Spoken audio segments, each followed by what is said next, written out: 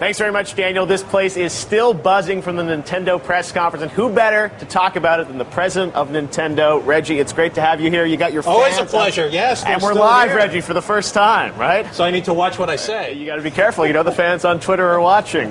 We liked your Twit vid, by the way. You Thank posted a little video teasing your fans. So big announcement, Wii U, the new system. Correct. First of all, tell me about the name. Sure. It's Utopian, you said, right? It is Utopian. Look, so clearly, when we launched the Wii, yes, we made it clear that we were looking to bring new consumers into the gaming environment. We did that quite effectively. Certainly, what we also heard from certain fans is, well, but is it really for me? Right. And so we are being very pointed. This is a Wii for you. This is Wii U. And, you know, tick off the box, high-definition graphics, got it. Right. Online capabilities, got it. Now, where do we got it? Absolutely. You didn't talk much about that. Because those are things at this point that really are somewhat taken for granted. And in the end, it's going to come down to the game, and it's going to come down to the experience. And so we focus on the experiences. Right. We focused on having John Riccitiello come and say, absolutely, it's got all this great online capability. And so what we need to do here at this E3 is to show off the controller, show what it can do, show what kind of new experiences can be done, and then go from there.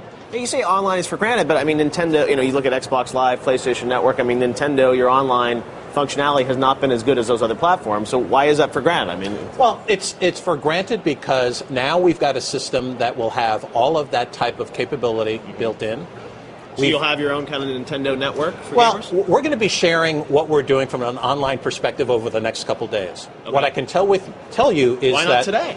Because, you know, you didn't pay me like Hulk Hogan to come and break news here on the video. But the fact is that we think it's more impressive to have our publishing partners talk about the system and to talk about the online capability. That's what John has done. Okay. And certainly there'll be some other folks talking about the online capability and bringing it to life. We think that we let those companies kind of create their own networks or their own worlds? Our approach will be a flexible one. Right. Literally taking the best of what each of our third-party partners has to offer, marrying that with the best of what Nintendo does, and bringing that versus a more rigid, a more closed type of environment.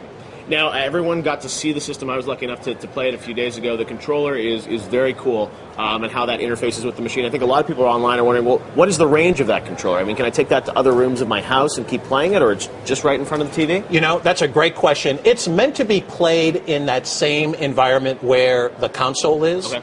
But certainly, you know, look at a Wii remote. You know, we talked about a fairly limited range, and yet I've played it across a very large room. So, you know, we're going to have a lot of key connectivity features that'll allow any consumer to have a great type of experience no matter what their living room setup is. This is not something, if you have Wi-Fi in another part of your house, you can still use the controller. It has to talk to the It has to actual talk to the console. It has to talk to the console. Interesting. Now, is it a multi-touch screen or a single-touch screen? It's a single-touch screen. So, all right, so I won't be doing any zooms or anything like that. And you don't need to, because, again, this is a controller. It's not meant to be a tablet where you're trying to zoom in or zoom out. It's meant to be a controller. Right. And what we're creating is essentially two different types of interfaces. We're creating a 1-foot interface right in front of you. We're creating a 10, 20-foot interface with that large screen. Right. And that's what the system is meant to do. Now, so did you guys admit basically this morning that the Wii wasn't successful with core gamers? Absolutely not. We've sold over 86 million units across the world. Right. That, by achieving that level of effectiveness, we're not constrained to any one particular consumer segment. You're saying this could be even bigger. You're saying you missed out on people for the Wii. What I'm saying is that there has been some fantastic content that has not come to our platform. Right.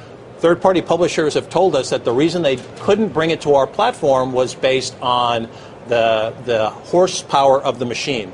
That excuse is gone. So now all of the best content from third-party publishers can come to the machine. Now, you showed a sizzle reel of a lot of third-party games. I mean, that was footage from Xbox 360, PS3 versions in most cases, right? Absolutely, because we're talking a year away from when the system's going to launch. So are the games going to look that good when it comes out? Absolutely. Are they going to look better than those Xbox or PS3 versions? In terms of how good it looks, it's going to be driven by what the individual developers do. The system's going to be 1080p. Okay. Right? It's going to be high definition. And so, again, tick that box. That's done. Right. Now it's about what is the new experience that we're going to bring to bear. Now, what is Nintendo going to do from a first-party perspective in the new sort of high-definition era? We saw a tease of Zelda there. There was an announcement about Smash Brothers. But then we see other titles that are, sort of more stylistically like, Wii games with Mii's and things like that. I mean, are we going to see a Legend of Zelda, which is like Lord of the Rings? I mean, it's going to be look like Uncharted. Does Nintendo have the teams and the resources to build those games? We absolutely have the teams to deliver that type of experience.